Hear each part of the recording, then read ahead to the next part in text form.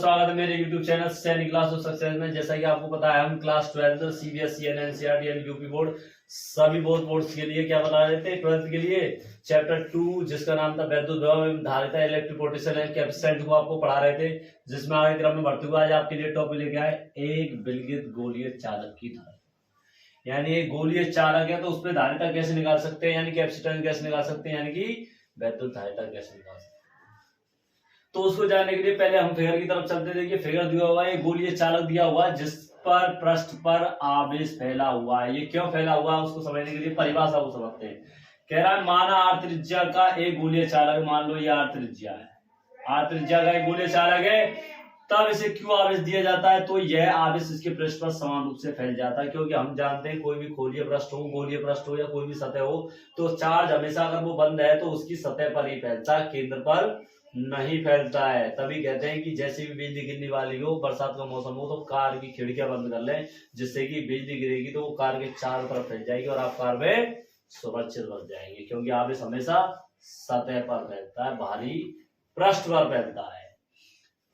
और वैद्युत बल रेखा की दिशा सदैव पृष्ठ के लंबवत बाहर की ओर होती है। कहते हैं कि अगर पृष्ठ के बाहर अगर आवेश फैला हुआ तो वैद्युत बल रेखाओं की संख्या क्या होगी, दिशा भी पृष्ठ के बाहर की ओर होगी। इसलिए आवेश केंद्र को केंद्र पर रखा हुआ मान लेते हैं, क्योंकि आवेश चारों तरफ फैला हुआ मानते हैं, इसलिए हम मान लेते हैं कि यहाँ पर रखा हुआ है। क्योंकि इसी के कारण वैद्युत बल रेखा बाहर की तरफ जा रही है, तो किसी के कारण जा रही होगी। क्योंकि हम जानते हैं कि वैद्युत बल रेखा बाहर तभी जाती है जब अंदर कोई प्लस आवेश रखा हुआ, यानी धनात्मक आवेश रखा हो। क्योंकि धनात्मक आवेश होने पर वैद्युत बल रेखाएं जाती है और ऋणात्मक होने पर विद्युत बल रेखाएं आती है। यानी इसका मतलब हमने मान लिया कि केंद्र पर कोई धनात्मक आवेश रखा हुआ है, ये माना है, होता नहीं है। ठीक है ना, ये ध्यान रखना। अब आगे बढ़ते हैं। देखिए कह रहा मानस चालक को आवेश क्यों दिया, ये पूरा टोटल क्यू है जो फैला हुआ है, उसका विभवांतर जैसे आवेश दिया विभवांतर तो उत्पन्न हो गई, विभवांतर बी होता है, तब उसके गोलीय पृष्ठ पर विभवांतर क्या होगा। विभवांतर फॉर्मूला मैंने आपको पहले पढ़ा दिया था, बी बराबर होता है 1/4 pi epsilon naught q upon r. इसको मान लेते हैं समीकरण 1। अब मैंने आपको बताया था कि Q बराबर CV होता है, चार्ज का मान धारिता और वोल्टेज के गुणनफल के बराबर होता है। तो यहां से हम निकालते हैं C की वैल्यू। C बराबर क्या आ गया, Q अपॉन B आ गया। अब मुझे बताइए C बराबर Q अपॉन B है, B का मान हमारे पास है कि नहीं, दे रखा है 1/4 Q अपॉन R। समीकरण 1 से B का मान रखने पर C बराबर Q अपॉन B का मान क्या हो गया, यही वाला 1/4 pi epsilon not Q upon R। क्या मुझे बताइए Q से Q नहीं कटेगा, कट जाएगा। और जो नीचे संख्या जो डिजिट रह जाएंगी वो कहां चली जाएंगी, ऊपर चले आने मतलब ये आ जाएगा 4 पाई एप्सिलॉन नॉट R। यानी C की वैल्यू क्या आ गई, C बराबर आ गया 4 पाई एप्सिलॉन नॉट R। ये तो C का मान है, लेकिन अब इसमें कंडीशन बनती है, पहले लिखेंगे परावैद्युत के लिए।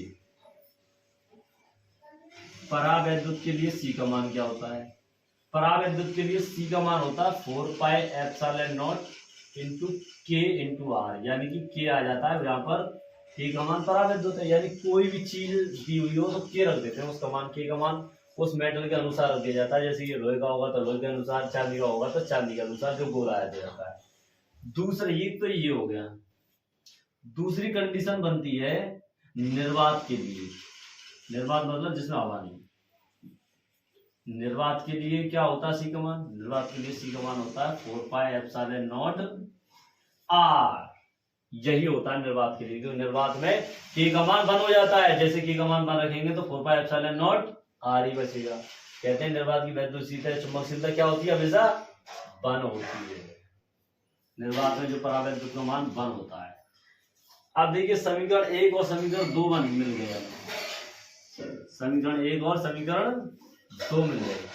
अब क्या करेंगे, अब ये ध्यान रखना जो निर्वात के लिए निकलती है वो C नॉट होती है और जो परावैद्युत के लिए निकलती है वो C होती है।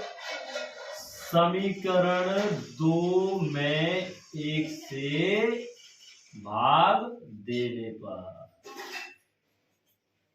अब क्या करेंगे, समीकरण 2 में समीकरण 1 से हम भाग दे देंगे, तो समीकरण 1 2 में क्या दिया होगा, C नॉट। समीकरण 1 में क्या दिया है, भाग में c बराबर समीकरण 1 में 2 में क्या दिया, 4 पाई एप्सिलॉन नॉट r। इसमें क्या दिया हुआ है, 4 पाई epsilon not into k into r। अब मुझे बताइए क्या 4 पाई से 4 पाई नहीं कटेगा, कटेगा। क्या एप्सिलॉन नॉट से एप्सिलॉन नॉट कटेगा, कटेगा। क्या r से r नहीं कटेगा, कटेगा। क्या बचा, c not upon c equal to 1 upon k बचा। यहाँ से अगर हम देखें तो k का गुणा c नॉट से होगा, c का गुणा 1 से होगा, तो c बराबर क्या आ जाएगा, c बराबर k c नॉट, या फिर कहें तो हम c नॉट k। ये आ गया फॉर्मूला c और c नॉट का। यानी कि हम कह सकते हैं कि किसी भी गोलीय चालक में उपस्थित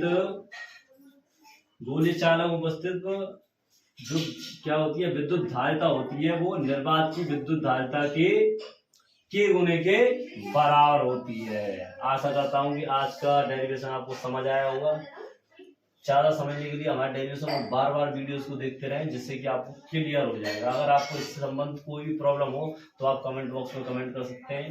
तो हमारे रेगुलर बैच को देखने के लिए हमारे चैनल को लाइक करें, शेयर करें और सब्सक्राइब करें। मिलते हैं इसी प्रकार की नेक्स्ट धमाकेदार वीडियो में। तब तक के लिए जय हिंद, जय भारत।